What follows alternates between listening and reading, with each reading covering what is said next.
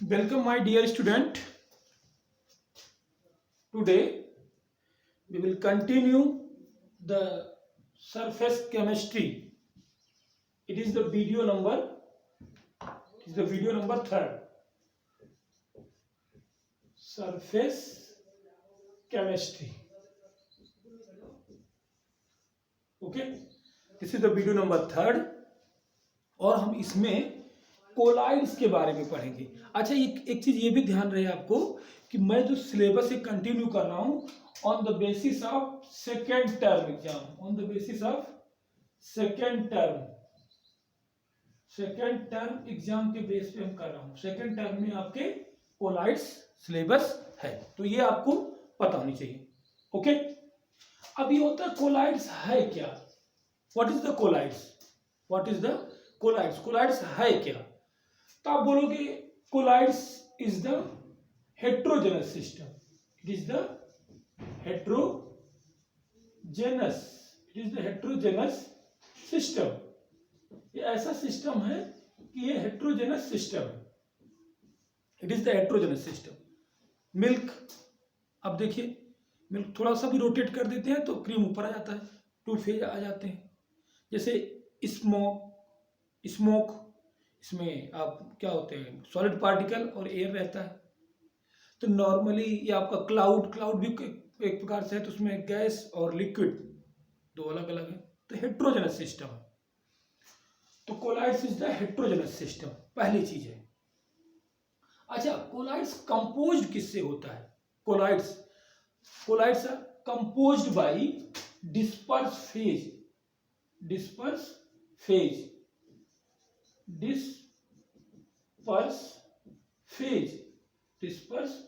phase and dispersion medium,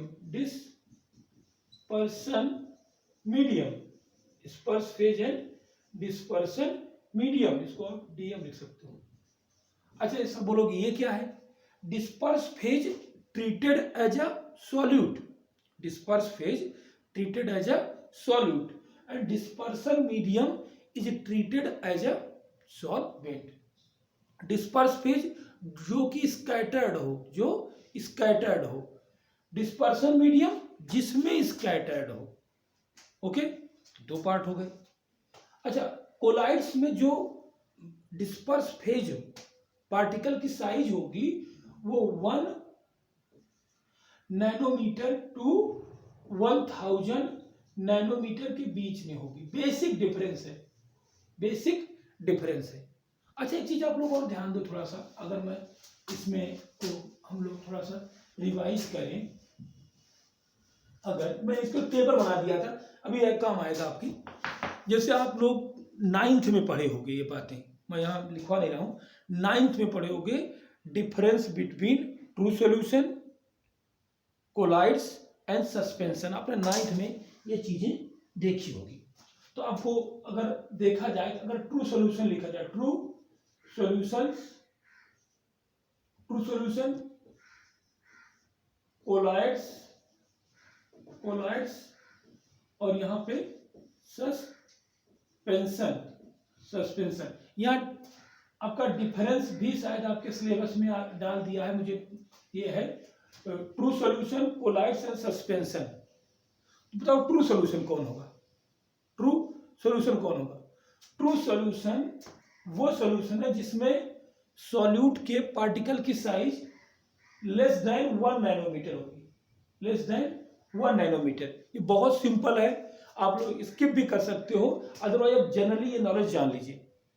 collides में 1 nanometre to 1000 nanometre, 1 nanometre to 1000 nanometre, and in suspension it is above than 1000 nanometre. एक basic difference है size particle के बीच में, solute के size में। इसमें लेस देन 1 नैनोमीटर, इसमें between 1 nanometre to 1000 nanometre, and here is higher than 1000 nanometre. अच्छा, ये तो बात हुई साइज की। अगर मैं इसमें बात करूं इनकी, क्या कहते हैं, एक एग्जांपल ले लेते हैं। जैसे मान लीजिए ये एक एग्जांपल हुआ true solution of salt. Solution of salt ले लिया हमने, this is the solution of salt. इसका जैसे मैंने मिल्क ले लिया, वेल नोन है मिल्क, और इसको जैसे मान लीजिए फोम भी ले सकते हो आप, रबर फोम ले सकते हो, और जैसे इसका क्या नाम है, इसको आप ले सकते हो सैंड सॉल्यूशन या sand in water, sand in water. तो आप देखिए ट्रू जो सॉल्यूट ये होगा, सॉल्यूशन ऑफ साल्ट होगा, क्या होता है, ट्रांसपेरेंट होता है, क्लियर होता है। मिल्क जो होगा वो ट्रांसलूसेंट होगा, और जो ये सैंड सॉल्यूशन होगा या मिट्टी का सॉल्यूशन हो गया ऑलमोस्ट अपेक्यू होगा, अपारदर्शी होता, ओपेक्यू। क्लियर, ये सब 9th की चीजें हैं, इसलिए यहां ज्यादा कोई मैं डिटेल में इसको नहीं बता रहा। अच्छा एक चीज बताओ मुझे, अगर मैं बोलूं नेचर के बारे में, इनका नेचर क्या है, होमोजेनस, हेट्रोजेनस, जो ट्रू सॉल्यूशन होगा it is the homogeneous, it is the homogeneous, it is the homogeneous, and both are heterogeneous, both are heterogeneous, both are heterogeneous, ये भी heterogeneous है और ये भी heterogeneous है। अब बोलो सर heterogeneous क्या है, homogeneous आप जानते होंगे, homogeneous में प्रॉपर्टी इक्वली सेम होगी थ्रू द बल्क, हेट्रोजेनस में सेम नहीं होगी। बेसिक आपने 9th में एग्जांपल आपने देखा था क्या, oil and water, oil and water, तो oil and water considered as the heterogeneous system. ये होमोजेनस है, केवल ट्रू सॉल्यूशन इज होमोजेनस। अच्छा एक अगर विजिबिलिटी देखा जाए तो ये तो सस्पेंशन मोर देन 1000 नैनोमीटर है, ये नेक डायरेक्ट से विजिबल है, ये विजिबल नहीं है, और ये तो सबसे छोटा ही है। एक चीज मैं और बोल दूं आप लोगों को, अगर दो, ये बाद में भी आप पढ़ेंगे, अगर मैं इन लोगों को टिंडल इफेक्ट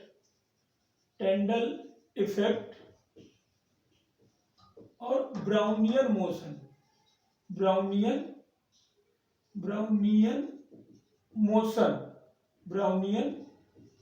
मोशन दो इफेक्ट बता दो, तो टिंडल इफेक्ट क्या है, it is the scattering of light, जिससे पाथ विजिबल हो जाता है। तो टिंडल इफेक्ट अगर मैं देखूं, टिंडल इफेक्ट तो इसमें टिंडल इफेक्ट शो नहीं करेगा, ट्रू सॉल्यूशन शो नहीं करेगा टिंडल इफेक्ट, कोलाइडल और सस्पेंशन शो करेंगे, क्या, टिंडल इफेक्ट,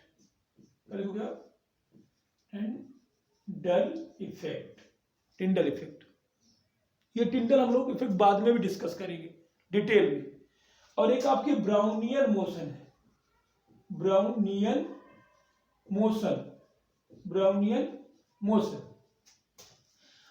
मोशन एक यार जिग जैग मोशन होता है, जो कि स्टेबिलिटी के लिए रिस्पॉन्सिबल होता है, स्टेबिलिटी के लिए। तुम देखो अगर तुम्हारा ये रूम है, इस रूम में मान लीजिए एयर है और छोटे छोटे गुब्बारे स्कैटर्ड है, वो गुब्बारे जब तक आपस में कोलाइड करेंगे तब तक ही वो इस रूम में बने रहेंगे, otherwise they will be settle down, वो नीचे बैठ जाएंगे। तो इसके बारे में हम लोग डिटेल में डिस्कस करेंगे जब हम ब्राउनियन मोशन पढ़ेंगे। तो ब्राउनियन मोशन हाईली शो होता है कोलाइडल में, इसमें भी थोड़ा बहुत शो होता है और इसमें शो नहीं होता। तो बेसिकली हम लोग ट्रू सॉल्यूशन, कोलाइडल सॉल्यूशन और सस्पेंशन में हम लोग इसकी डिफाइन करते हैं, कर लिया अभी एक प्रकार से। अब हम लोग आ जाते हैं कोलाइड्स में, जो मैं कोलाइड्स के बारे में बताया भी था आपको, स्टार्टिंग में ही कोलाइड्स के बारे में बता दिया था, कोलाइड्स के बारे में। तो कोलाइड्स क्या थे, कोलाइड्स क्या है बताओ आप लोग, अब तो बता सकते हो कुछ कोलाइड्स के बारे में। Collides are heterogeneous,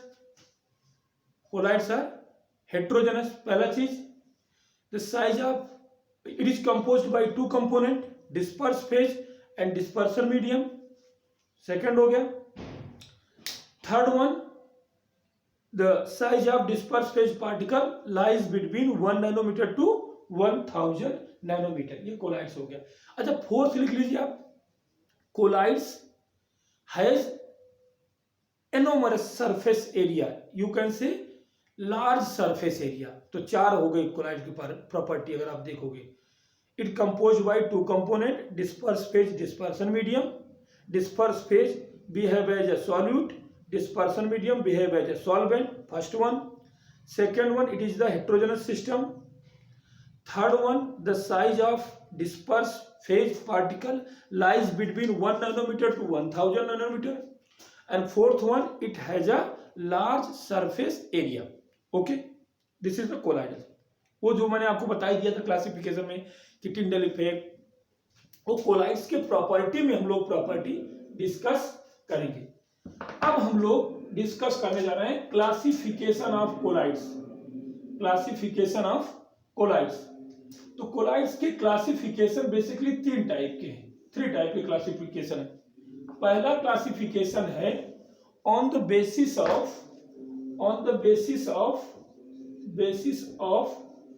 physical state, on the basis of physical state, on the basis of physical state, जो मैं भी डिस्कस करने चल रहा हूं। दूसरा है on the basis of interaction, on the basis of interaction between disperse phase, आप इसको कैपिटल में लिख लीजिए, between disperse phase and dispersion medium. Disperse phase और डिस्पर्सन मीडियम में इंटरेक्शन कैसे बेटा, how to disperse phase react with dispersion medium, that is important. उसके बेस पे भी इसका क्लासिफिकेशन किया गया है, जिसको हम आगे चल के पढ़ेंगे, लायोफिलिक एंड लायोफोबिक। और लास्ट वन है on the basis of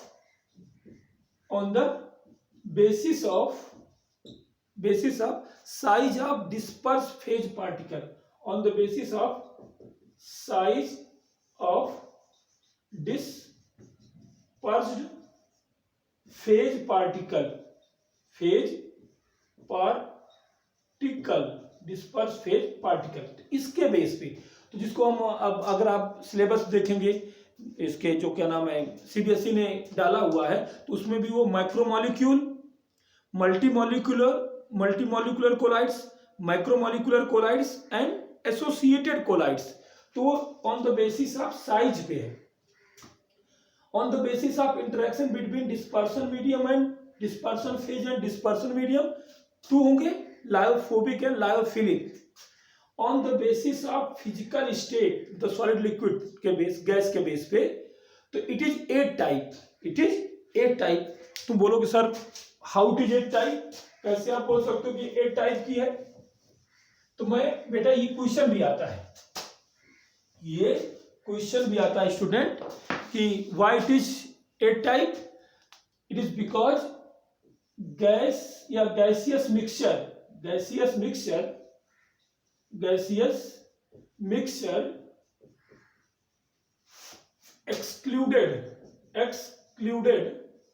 excluded from colloids, why it is excluded from colloids? Why it is excluded from colloids? Because gaseous mixture is homogeneous. Gaseous mixture is homogeneous, that's why it is excluded. Colloids are the heterogeneous, और gaseous mixture क्या है, homogeneous है, इसीलिए इसको exclude कर रहे हैं। अब मैंने जो टेबल बनाई थी पूरा प्रॉपरली समझाने के लिए, इसलिए मैंने पहले से टेबल बना दी, कोई गलतियां ना हो, इसलिए अब मैं किसकी बेस पे क्लासिफिकेशन कर रहा हूं कोलाइड्स की, on the basis of physical state. Okay बेटा, now we move on. Okay, 8 type के होंगे, इसमें कोई आपको परेशानी नहीं है। मैंने DP and DM, disperse phase and dispersion medium लिख लिया, यहां पे लिख लिया टाइप ऑफ कोलाइड्स। तो अगर सॉलिड दोनों ही सॉलिड होंगे, डिस्पर्सन मीडियम और disperse phase, if the both are solid, then it considered as a solid sol. इसको क्या बोलेंगे, सॉलिड सॉल बोलेंगे। ध्यान रखना, अगर जिसमें डिस्पर्सन मीडियम सॉलिड हो, वो सॉलिड सॉल के कैटेगरी में फॉल होगा। अब जैसे coloured glass, stone, coloured stone, coloured glass, gem stone, उन सब में क्या है, सॉलिड है, और लेकिन डिफरेंट सबस्टांस है। कुछ जो कलर्ड वाले मेटल्स होंगे वो तो कम होंगे। पेपर वेट आप देखते रहे होगे, वो कलर्ड स्टोन में ही आ जाता है, जो पेपर वेट ऑफिसों में रखे रहते हैं, तो उसमें डिस्पर्सन मीडियम कम है, और डिस्पर्स पे जो कलर वाले मेटल्स क्या होते हैं, कम होते हैं। अच्छा, एक है गैस कम है और सॉलिड ज्यादा है। गैस कम है, सॉलिड ज्यादा है। अब देखिए ब्रिक्स, देखिए प्यूमिक स्टोन, ईंट, ईंट अगर देखें आप, भट्ठे से जो ईंट निकलता है उसको पानी में डालोगे तो गैस निकलेगी। इसका मतलब क्या बोलूं, उसमें गैसियस है कि नहीं, गैस है तभी तो गैस निकली है। एक ईंट ले लीजिए, ईंट को आप पानी में डालोगे वहां गैस निकलेगी, तो हम क्या बोल सकते हैं, उसमें गैस है, तो ये मिक्सचर हो गया, एक सॉलिड का एक, लेकिन सॉलिड ज्यादा है गैस कम है। तो यहाँ क्या दिया गया, फ्यूमिक स्टोन, फोम रबर, रबर देख लीजिए, फोम के गद्दे, तो गद्दे में सॉलिड ज्यादा है और गैस कम है, उन्हीं फोम के बीच में रहते हैं गैस। एक सॉलिड सॉल्व हो गया, एक ध्यान रखना, solid solve, solid solve is in which always dispersion medium is a solid. Clear. एक मैं ले रहा हूं एरोसॉल, क्या ले रहा हूं, एरोसॉल। तो एरोसॉल में एयर, एयर में क्या होती है, गैस, तो एरोसॉल वो होंगे जिनमें डिस्पर्सन मीडियम गैस हो, डिस्पर्सन मीडियम गैस हो। अच्छा, अगर हायर क्वांटिटी में गैस हो और कम क्वांटिटी में सॉलिड हो, तभी तो डिस्पर्सन मीडियम हुआ, तभी तो डिस्पर्सन मीडियम हुआ। अब दिमाग लगा लाल बेटा, माय डियर स्टूडेंट, बेटा कहने की बहुत आदत हो गई है। तो देखिए आप, सॉलिड कम है, कोई एग्जांपल लगाओ, स्मोक, धुआं, उसमें गैस ज्यादा होगा और सॉलिड पार्टिकल कम होंगे। एक तुम्हारा ये हो गया। डस्ट, डस्ट में क्या होगा, एयर और सैंड पार्टिकल, एयर क्या है, गैस, वो ज्यादा होगी और डस्ट पार्टिकल कम होंगे। एक ही स्मोक, डस्ट हो गया। एक देखिए जिसमें डिस्पर्सन मीडियम ज्यादा गैस है और डिस्पर्स फेज लिक्विड है, जो कम लिक्विड हो। क्लाउड देखो, क्लाउड, क्लाउड में गैस के कंपोनेंट ज्यादा हैं, तभी तो वो उड़ रहा है, तभी तो फ्लोट कर रहा है। अगर लिक्विड के ज्यादा हो जाएगा तो डाउन आ जाएगा।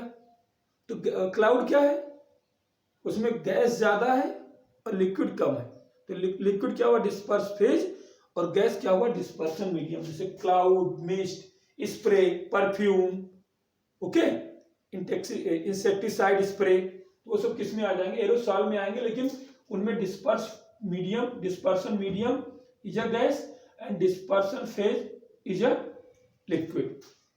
अच्छा, एक चीज मैं यहां चीज लिख देता हूं, मैं भूल गया था, मैं तुम्हारे एल्कोसॉल, एल्कोसॉल, बेंजोसॉल, आप हाइड्रोसॉल, हाइड्रोसॉल, इन सब में डिस्पर्सन मीडियम फिक्स है, डिस्पर्सन मीडियम फिक्स है।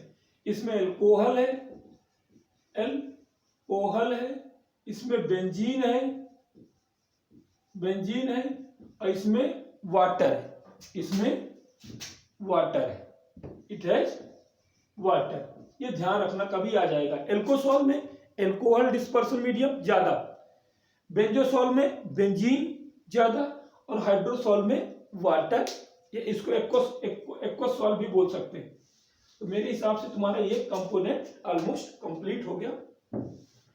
4 हो गए हैं आपके, सॉलिड सॉल और एरोसॉल में 4 हो गए, अब 4 बच रहे हैं तुम्हारे में। देखिए आप दिमाग लगाइए, अब क्वेश्चन तुम्हारे में क्वेश्चन ऐसे आएंगे, वो पूछ लेंगे कि डिस्पर्स फेज, डिस्पर्सन मीडियम दे देंगे, अब पूछेंगे बताओ किस प्रकार का सॉलिड है। जैसे मैं बोलूं जेल, या जेल बोल रहा हूं, जेल, तो जेल अब गारों में लगाते, जेल लगाते हैं, तो जेल में क्या ज्यादा होता है, दिमाग लगाओ, जेल में क्या ज्यादा होगा, उस जेल में फ्लो करने की टेंडेंसी तो होती नहीं, तो ज्यादा क्या हुआ, सॉलिड ज्यादा हुआ। तो इसमें क्या हुआ, जेल में क्या हुआ, डिस्पर्सन मीडियम क्या हुआ, सॉलिड, और डिस्पर्स फेज लिक्विड। एक सिंपल से, जैसे चीज, बटर, जेलीज, ये सब क्या है, जेल में आएंगे, ध्यान रखना। अब सॉल्ट के बारे में बोलूं, अब बताओ सॉल्ट में क्या होता है। सॉल्ट तो लिक्विड होता है एक प्रकार से, कंसेप्ट जैसे चाशनी बनाया आपने, सॉल्ट बनाया, पेंट जैसे हुआ, तो पेंट में ज्यादा क्या हुआ, लिक्विड ज्यादा होगा, नहीं हुआ, पेंट लिक्विड ज्यादा क्योंकि फ्लो करता है। तो डिस्पर्सन मीडियम क्या हुआ बेटा, डिस्पर्सन मीडियम इज लिक्विड, और डिस्पर्स फेज क्या होगा, सॉलिड। डिस्पर्स फेज कम क्वांटिटी किसकी है, सॉलिड की, जैसे पेंट, सेल, फ्लूइड, ये सब क्या है, सॉल्ट के कैटेगरी में आएंगे। कभी जेल पूछा जाए, जेल तो दिमाग लगाओ, जेल बालों में लगाते हैं, जेल में फ्लो करने टेंडेंसी कम होती है, तो सॉलिड ज्यादा, और सॉलिड ज्यादा लिक्विड कम। सॉल्ट के बारे में जाए, उसमें देखो फ्लो करने टेंडेंसी होती है, तो क्या हुआ, लिक्विड ज्यादा और सॉलिड कम। ये दो करा दिए मैंने, 6 हो गए।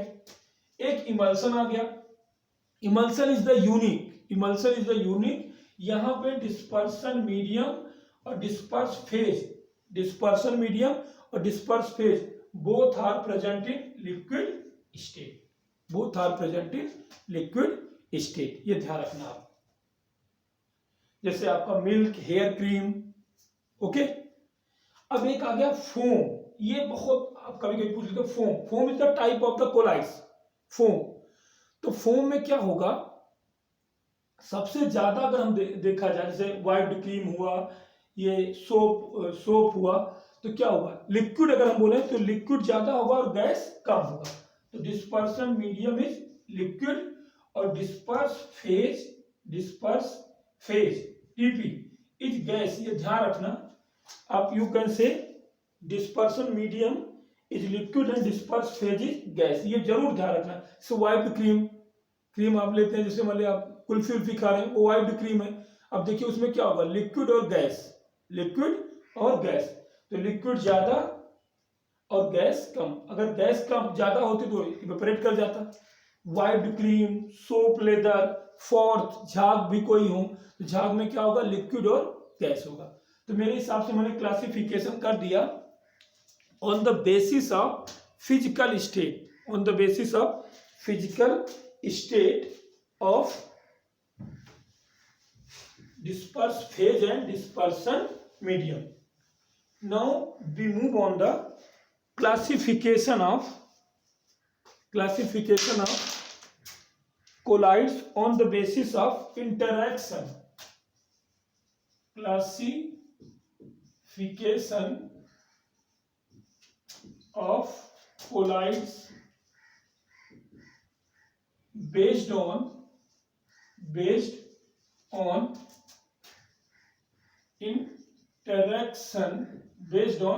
interaction between disperse phase and dispersion medium, इसको क्लासिफिकेशन करना। ओके बेटा, अभी मैंने फिजिकल स्टेट बताया था, इट इज टू टाइप। अगर मैं interaction classification of colloids between based on interaction between you can say interaction between disperse phase and dispersion medium। तो दो टाइप के होंगे, यहाँ लिख दीजिए आप, लायोफिलिक और ये क्या होंगे, लायोफोबिक। आपने ये टर्म दोनों लायोफिलिक एंड लायोफोबिक, ये दोनों टर्म मेरे हिसाब से आप 10th में पढ़े होंगे। फिलिक जो लव करे, अट्रैक्ट रखे, अट्रैक्शन हो, लविंग हो, और फोबिक हेट करे, तो वहां तो आपने वाटर किया था। ये लायोफिलिक एंड लायोफोबिक। लायोफिलिक में क्या होगा, ये लविंग स्पीसीज होगी, इनमें dispersion medium and dispersion phase में अट्रैक्शन होगा, काफी अट्रैक्शन होगा, या एफिनिटी रखेंगे, एफिनिटी होगा, इनमें अट्रैक्शन होगा। तो lyophobic has a strong affinity between dispersion medium and disperse phase. Lyophobic में रिपल्सन होगा, अट्रैक्शन नहीं होगा। तो ये क्या होगा, आप बोल सकते हो इसमें dispersion medium and disperse phase में लेस अट्रैक्शन होगा, लेस एफिनिटी होगी, एफिनिटी या अट्रैक्शन बोल सकते हो। क्या बोल सकते हो आप? अट्रैक्शन में, अट्रैक्शन, लेस अट्रैक्शन होगा। एक चीज हो गई, दोनों हो गई। दूसरा, अच्छा बताओ, जिसमें अट्रैक्शन होगा तो वो स्टेबल होगा। जिस रिलेशन में अट्रैक्शन है, जिनमें प्रेम है, एफिनिटी है, तो स्टेबल होगा। तो आप बोलो, पहला ये हो गया, इसमें बोलो दूसरा, it has attract stable, it is stable. आप लिख सकते हो इट इज स्टेबल, ये स्टेबल है। और it is less stable, less stable, क्योंकि इसमें अट्रैक्शन कम है। अच्छा, जैसे मैं देखो, दो हो गए आपके, दो हो गए एग्जाम्पल, और एग्जाम्पल मैं ले रहा हूं। जैसे मतलब दो एग्जाम्पल आपके हो गए, दो मतलब डिफरेंस हो गए। अच्छा बताओ, जैसे मैं, ये नॉर्मली नेचुरली होते हैं, इनको रिवर्सिबल कोलाइड्स भी बोलते हैं। क्यों? रिवर्सिबल कोलाइड्स होते हैं, these are the reversible colloids. और ये क्या होंगे? इरिवर्सिबल कोलाइड्स होंगे। This is the irreversible colloids. अब व्हाई? जैसे मान लीजिए एग्जांपल ले रहा हूं, ये यार ये स्टेबल होते हैं। अगर मैं इनमें डिस्पर्सन मीडियम हटा दूं तो और दोबारा सिंपली ऐड कर दूं डिस्पर्सन मीडियम, तो बन जाएंगे। जैसे मान लीजिए स्टार्च पाउडर, प्रोटीन के पाउडर, अपने स्टार्च पाउडर ले लिया, जैसे गेहूं का आटा ही ले लिया मान लीजिए, अब उसमें पानी में डाल रहे हो, कोलाइड पार्टिकल, कोलाइड सोल्यूशन बन जाएगा। और आपने वाटर, जैसे आपने पेस्ट, गम, अरे पेस्ट, उसमें जैसे आप वाटर मिलाओगे तो कोलाइड बन जाएगा। और वाटर को हटा दो तो डिस्पर्सन फेज रह जाएगा और वाटर रिमूव हो गया। फिर वाटर को सिंपली ऐड कर दो तो दोबारा बन जाएगा। इसलिए रिवर्सिबल कोलाइड्स है। जैसे ये इरिवर्सिबल कोलाइड्स है। इसमें एग्जांपल है गोल्ड सॉल्ट, गोल्ड वाटर से मिलेगा, गोल्ड और वाटर में रिलेशन है? बिल्कुल नहीं है, उनमें अट्रैक्शन है ही नहीं है। अगर आपने कभी बना भी दिया उसको, वो आगे बताऊंगा, ब्रेडिक आर्क मेथड, ये सब मेथड में, अगर आपने बना भी दिया और बनाने के बाद किसी कारण वो कोगुलेट हो गया तो आसानी से दोबारा नहीं बनेगा। इसीलिए ये रिवर्सिबल है और ये इरिवर्सिबल है। एग्जाम्पल आप अगर समझ गए तो बहुत आसानी से समझ जाते हो। इसमें अट्रैक्शन ज्यादा है, इसमें अट्रैक्शन कम है। ये लेस, मोर स्टेबल है, ये लेस स्टेबल है। ये रिवर्सिबल है, ये इरिवर्सिबल है। और एक चीज एक बताओ मुझे, अगर जो स्टेबल होगा तो उसको हम कोगुलेट आसानी से नहीं कर सकते। मतलब तीसरा, चौथा पॉइंट है, तो इसका लायोफिलिक का कोगुलेशन और प्रेसिपिटेशन, पीपीटी, इजिली नहीं होगा, इजिली नॉट प्रोसीड, ये इजिली नहीं होगा। कोगुलेशन और precipitation does not easily proceed, does not easily occur by adding electrolyte या बाई बॉइलिंग या बाई सेकिंग, ये जल्दी कोगुलेट नहीं होगा क्योंकि इनमें अट्रैक्शन ज्यादा है। वो अलग नहीं होंगे, वो प्रेसिपिटेट। अब बोलो से प्रेसिपिटेट क्या है? दूध है, दूध का अगर फट जाए, नींबू डाल के, कोई इलेक्ट्रोलाइट डाल के, फिटकरी डाल के, तो नीचे बैठ जाते हैं, सेटल डाउन हो जाता है डिस्पर्सन फेज पार्टिकल, और डिस्पर्स फेज ऊपर रह जाता है। तो settling down is known as the coagulation और प्रेसिपिटेशन। कभी खून ब्लीडिंग होती रही, अब फिटकरी लगाते हो तो क्या हो जाता है? ब्लड तो कोगुलेट हो जाता है और उसके ऊपर वाटर के पार्टिकल या वाटर ड्रॉपलेट्स बचते हैं। तो कोगुलेशन और precipitation is the settling down disperse phase particle to the bottom of the colloidal solution. अब ये क्यों इजीली सेटल डाउन हो रहा है? क्योंकि इसमें फोर्स ऑफ अट्रैक्शन, ये क्यों नहीं इजीली हो रहा है? क्योंकि इनमें फोर्स ऑफ अट्रैक्शन ज्यादा है। और इट इज इजीली कोगुलेटेड। क्या बोलोगे? Easily coagulated, it is easily coagulated, क्योंकि फोर्स ऑफ अट्रैक्शन है ही नहीं है। थोड़ा सा भी सेव कर दो थोड़ा सा भी रोटेट कर दो, बॉयल कर दो या इलेक्ट्रोलाइट ऐड कर दो, ये कोगुलेट हो जाएगा या प्रेसिपिटेट हो जाएगा, पीपीटी बना लेगा। अब इनके मैं एग्जाम्पल दे रहा हूं, अगर आप इनके एग्जाम्पल लिखना चाहो इनके एग्जाम्पल लिख लीजिए। एग्जाम्पल क्या है इनके, देखिए नोट्स अपने आप बनाते रहिए। एग्जाम्पल जैसे बहुत है, colloids of starch, gum, protein powder, protein solution, बहुत सारे हैं। और इनके कोलाइड्स ऑफ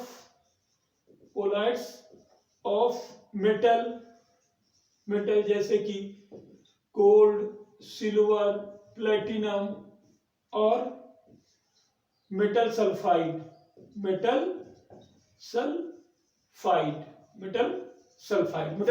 की जैसे फेरस सल्फाइड FeS, सिल्वर के सल्फाइड, ठीक है, आर्सेनिक सल्फाइड, क्या होगा 4 ऐसे 2 होगा 2, आर्सेनिक सल्फाइड, ये सब क्या है, लायोफोबिक है और दीज आर द लायोफिलिक, इनके कोलाइड्स है। तो मेरे हिसाब से अगर मैं फिर रिवाइज करना चाहूं तो रिवाइज कर देता हूं, lyophobic, lyophilic, force of attraction present होगा ज्यादा, डिस्पर्सन फेज और डिस्पर्सन मीडियम, लायोफोबिक में कम होगा, एफिनिटी कम होगी, ये स्टेबल होगा, वो ऑलमोस्ट अनस्टेबल होगा, लेस स्टेबल होगा, ये रिवर्सिबल है, वो इरिवर्सिबल है। थोड़ा सा भी इलेक्ट्रोलाइट ऐड कर दूं तो प्रेसिपिटेट नहीं होगा, इजीली प्रेसिपिटेट नहीं होगा, वो इजीली प्रेसिपिटेट हो जाएगा। इसमें नेचुरल कोलाइड्स जैसे मैंने बताया स्टार्च, गम, प्रोटीन पाउडर के कोलाइड्स, और इसमें मेटल एंड देयर सल्फाइड। तो बेटा आज के लिए इतना ही। नेक्स्ट वीडियो में हम क्लासिफिकेशन ऑफ कोलाइड्स बताऊंगा ऑन द बेसिस ऑफ